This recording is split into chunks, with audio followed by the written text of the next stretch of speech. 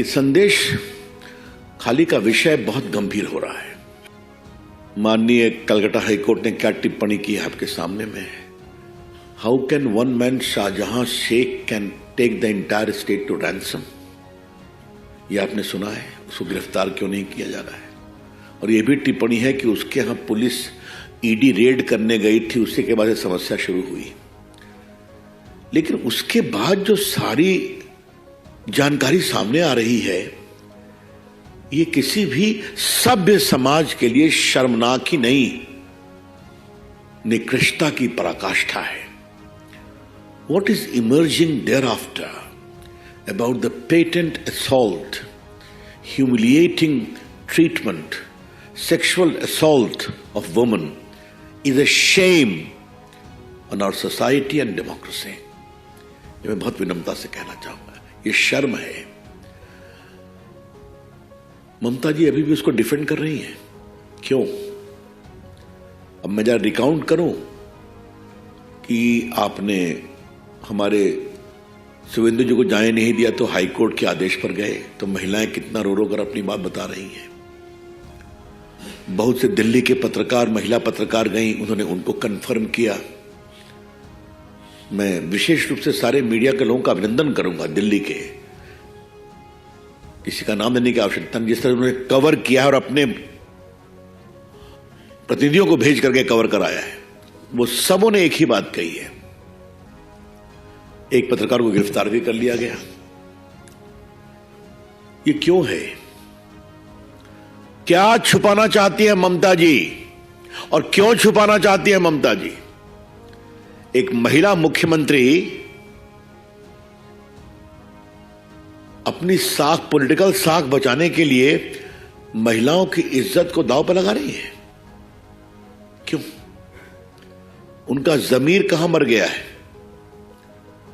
और आपको याद होगा कि ममता जी ने जब सीपीएम के अत्याचार के खिलाफ संघर्ष किया था, वो बहुत अनिश्चित काल तक अनशन में बैठी थी, तो हम सभी उनके मुरीद बने, उनकी बहुत तारीफ किया। जो संघर्ष किया वो उस संघर्ष से आगे निकली है।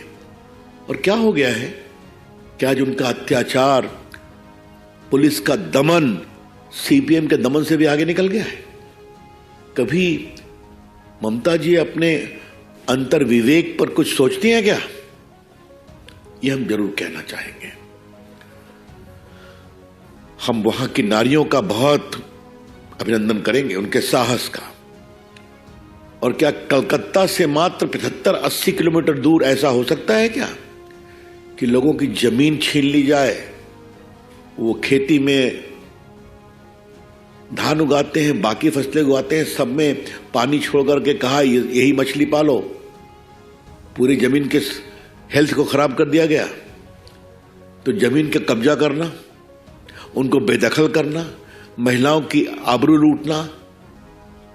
और मुझे सबसे तो तारीफ ने आश्चर्य हुआ है कि जो एसआईटी जा रही है, ममता जी ने बनाया, वो क्या सवाल पूछ रही है। आज कई अखबारों ने लिखा है उस पर। मतलब सुप्रीम कोर्ट के गाइडलाइन बहुत सख्त हैं। In case of sexual assault and abuse of women's person, पूछताछ एक नॉर्म से होनी चाहिए। और एसआईटी पब्लिक में जाकर के एक ही सवाल पूछ रही है बार बार, क्या हुआ, कब हुआ, कैसे हुआ। मतलब वो सवाल कर रही हैं कि उनको और बेइज्जत कर रही हैं ताकि उनका मनोबल टूटे। तो भारतीय जनता पार्टी अपने राष्ट्रीय मंच से इसकी बहुत भर्त्सना करती है। और ममता जी, आपको इसका जवाब देना पड़ेगा। और ममता जी, आपको इसका राजनीतिक जनता जवाब देगी। ममता जी विल हैव टू पे फॉर इट। और हम अपने बीजेपी के कार्यकर्ताओं का बहुत सम्मान करते हैं, जैसे वो संघर्ष कर रहे हैं वहां जाकर के। पूरी पार्टी पूरी मजबूती के साथ खड़ी है। इसी संबंध में हमको एक बात और कहनी है, बाकी पार्टियां खामोश क्यों हैं? कल मैंने सुना है कि सीपीएम की एक नेत्री घूमने गई है, लेकिन सीपीएम ने अभी तक औपचारिक विरोध नहीं किया है, पब्लिक कमेंट नहीं किया है। राहुल गांधी जो हर विषय पर बोलते हैं खामोश हैं।